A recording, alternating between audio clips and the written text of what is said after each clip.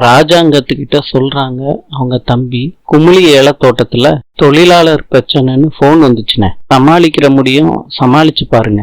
ஒருவேளை பிரச்சனை கைமீறி போயிருச்சுன்னா நான் வர்றேன்னு சொல்லியிருக்கேன்னு. ராஜாங்கம் சொல்றாரு, பிரச்சனை எதுவும் பெருசாகாம பாத்துக்க, பேசி சுமூகமா முடி, அவ்வளவுதான். சரிண்ணே. ராஜாங்கம் சாப்பிட்டு கிளம்புறாரு சன்னியாசியோட. எல்லாரும் நல்லா சாப்பிட்டுருக்காங்க. நீ சொல்றாங்க சட்னி பிரமாதம் தமிழ். நான் சொல்றாங்க அவருக்கு நீ அரைச்ச சட்னி ரொம்ப பிடிச்சிருக்கு. நான் சொல்றாங்க எல்லாருக்கும் நீ சமைச்சு போட்டுருவ, இதுல இருந்தே தெரிஞ்சிருச்சு. அத்தை நான் ரூமுக்கு போயிட்டு வந்துடுறேன். போயிட்டு வா தமிழ். ஏன் தமிழ் இப்படி ஓடியாரா? இங்க இன்னைக்கு என்ன நடந்துச்சு தெரியுமா? இன்னைக்கு சட்னி செஞ்சேங்க, தரம் நல்லா இருக்குன்னு சொன்னாங்க. சேது சூப்பர் தமிழ். எல்லா சமையலும் தமிழ் கத்துக்கிறாங்க. ரெசிபி புக்கை படிக்கிறாங்க டெய்லி நைட்டு தமிழ். ராஜாங்கம் மோகனா கிட்ட கேக்குறாங்க, தமிழ் இப்ப எப்படி சமைக்கிறா?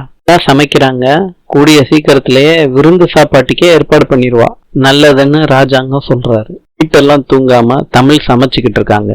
இதுவுக்கு காபி போட்டு கொடுக்குறாங்க தமிழ். இது கேக்குறாரு, அப்பத்தா எதுக்கு எல்லாரையும் வர சொன்னீங்க?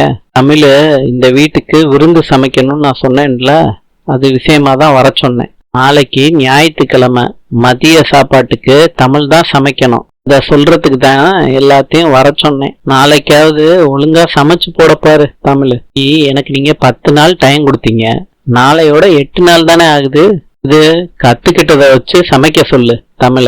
நான் சொல்றாங்க, தமிழ் நல்லா சமைக்கிறாத்த, இன்னும் 1 வாரம் அவகாசம் கொடுத்தீங்கன்னா தேறிடுவா. நாளைக்கு தமிழ் சமைக்கிறா, இதுதான் என் முடிவு. நாளைக்கு யாரு சமைச்சதுன்னு தெரியக்கூடாது என் மகனுக்கு. அவன் சாப்பிட்டு பார்த்து நல்லா இருக்குன்னு சொல்றானா நல்லா இல்லைன்னு சொல்றானான்னு பாப்போம். அதை வச்சுதான் தமிழ் ஜெயிச்சாலா இல்லையான்னு நான் சொல்லுவேன்.